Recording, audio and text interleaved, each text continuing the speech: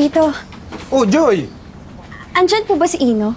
Naku Ay, malapit na rin yun. Galing school yun. Hintay mo na siya rito.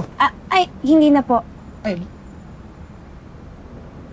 Mga gamit po yan ni Ino. Pabigay na lang po sa kanya. Una na po. Teka, ikaw na magbigay. Baka makapag-usap pa kayo. Wala na po kaming dapat pag-usapan. Tapos na po kami.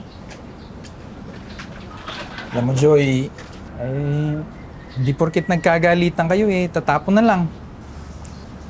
Tinan mo tong electric pa na to. Tatapon na dapat to ni kumpare, pero tinan mo, konting buting-ting lang. Ayos! Di ba? Ayos! Mamimiss ko po kayo, Tito. Ba't pati sa akin makikipag-break ka? Siyempre po. Ang awkward naman po nun kung pumupunta pa rin ako dito kahit hindi na kami ni Ino. Alam mo, Joy, maliit ka pa lang kilala na kita ganito ka pa lang Yan Tsaka si mama mo, matalik ko na kaibigan. Laging welcome na welcome ka dito, ha? Salamat po, Tito. Pero naghihilom pa Akin yung kamay mo.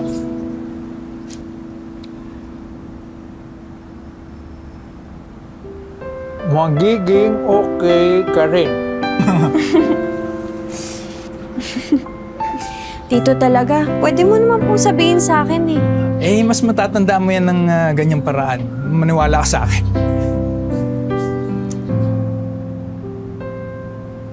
Joy, Paano? Pasok mo na to, ha?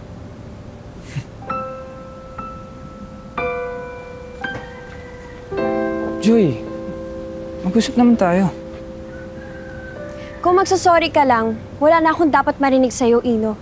Wala ka nang masasabi para mapagaan yung loob ko. Kaya tigilan mo na yung pag-apologize mo para lang mabawasan yung guilt mo.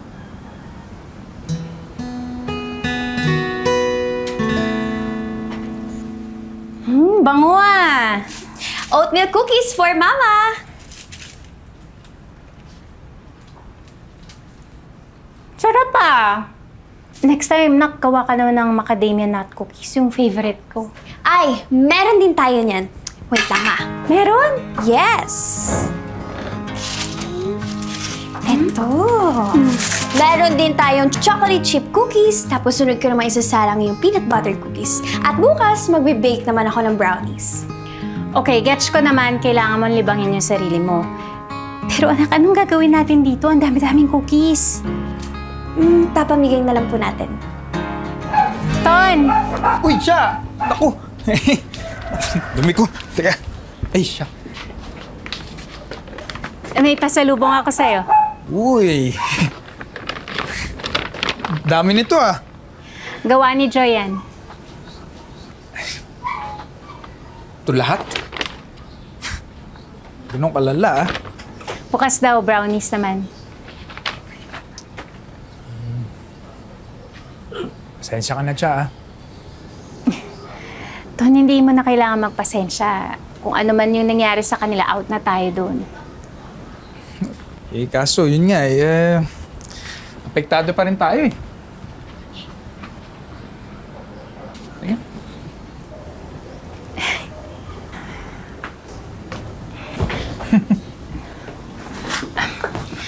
Alam mo, kala ko nga mahirapan akong sabihin kay Joy yung tungkol sa atin Kasi tatay-tatayan ka ng boyfriend niya. Pero mas mahirap pala sabihin sa kanya kasi tatay-tatayan ka na ng ex niya. Wala siya tinago kasi na sa kanila Ton, may sasabihin kasi ako sa'yo Hulaan ko yan. Ayaw na ni Joy na magpunta-punta ka dito.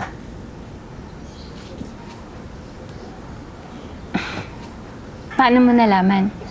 Wala, natunugan lang. Isang araw kasi nagpaalam yung bata sa akin. Sayang hindi na siya mapapadaan dito Gayong karampot na rin din yung mga customer na dumadaan. Anong ibig mo sabihin? Nalulugi ka na ba? Well, hindi naman. Yun ang realidad ng mga negosyo Minsan malakas, minsan mahina. Ano, Tsa? Yun ang ba sasabihin mo?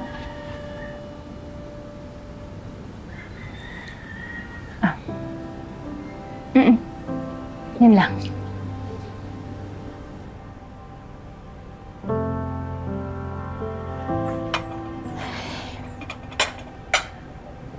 Anak, ayan tuloy, nagkakasakit ka.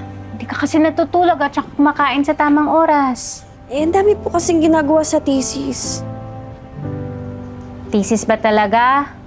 Or si Ino ang dahilan kaya ka nagkakaganyan? Mag-usap kaya kayong dalawa. Malay mo, gumaan ang loob mo kapag nagka-closure kayo. Nakasarado naman. Nakapadlock na, tinapon ko na yung susi. Tsaka, ngayon lang to. Makaka-move on din ako. Napaka-strong mo talaga, anak. Sana magbana sa yung kapatid mo. Ha? Buntis ka, ma? Teka, paano to? Sino tatay? Yung ex mo ba? Si Eman? Kayo na ulit? Hindi. Magbibigay ba siya ng sustento? Relax, anak, okay? Kaya ko kayo buhayin ng kapatid mo. At saka pinag-isipan ko ito mabuti bago ko sabihin sa'yo. Magiging okay rin tayong tatlo. Okay? Congrats, ma.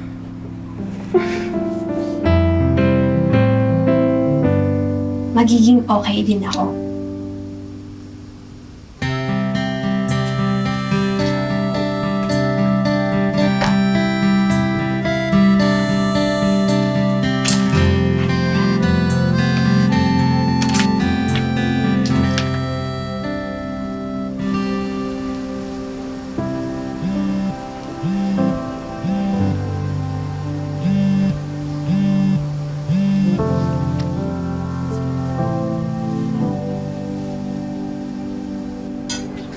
Ton, Uy, Cha!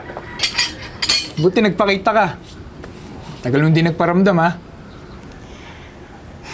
alam mo naman maselan pa si Joy dahil sa breakup nila. Dahil dun, ginost mo ako. Ano ka ba, Ton? Ang tanda na natin para sa mga salitang ganyan, ha?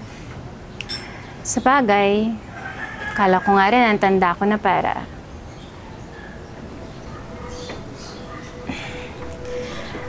Ton, may sasabihin ako sa'yo eh. Yun, Cha.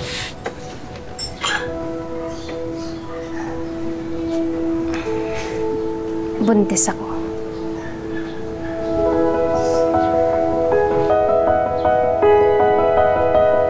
Tayo mo ko dyan, ha? Teka lang. Tayo mo ko dyan.